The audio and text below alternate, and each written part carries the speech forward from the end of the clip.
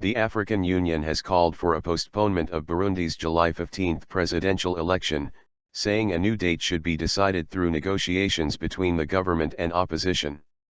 Erastus Mwencha, deputy chairperson of the African Union Commission, said the proposed date is based on information the OU gathered through consultation with all stakeholders, including a report from leaders of the East African community.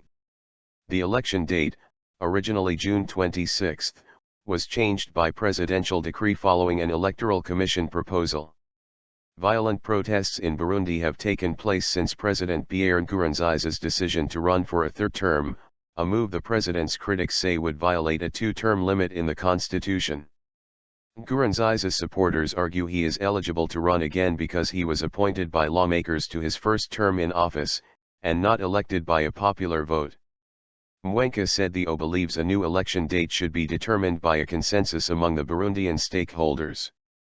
The main approach of the African Union has been that we should let the people and the institutions of Burundi solve their problem and solve it within the constitution, solve it within the laid-down procedures, and they must then make sure that they create a conducive environment under which an election can take place, including the issue of third term, he said.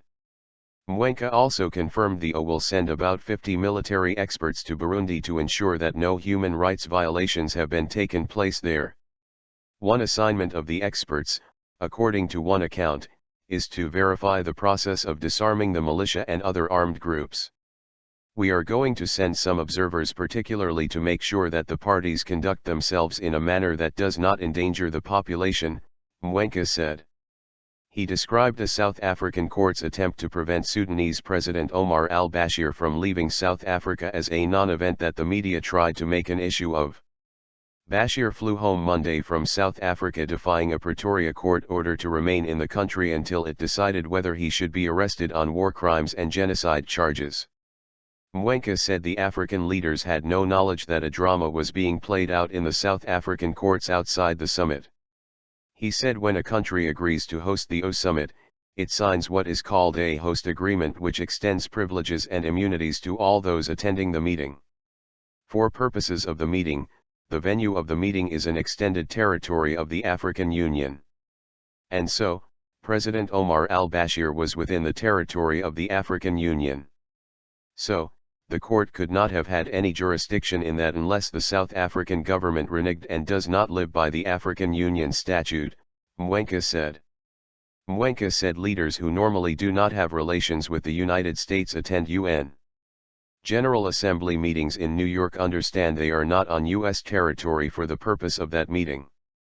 Otherwise, Mwencha said the international community would demand that the UN move from New York.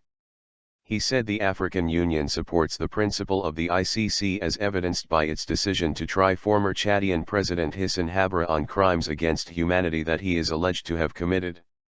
But, Mwencha said the OU is concerned about he called ICC double standard. You tell me which leaders are being taken to court right now by the ICC. Now those are the double standards that we are talking about.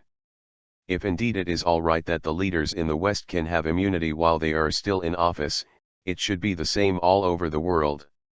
And we say, if there is a problem, follow the accused leaders after they have left office, like it is happening all over the world, Mwencha said.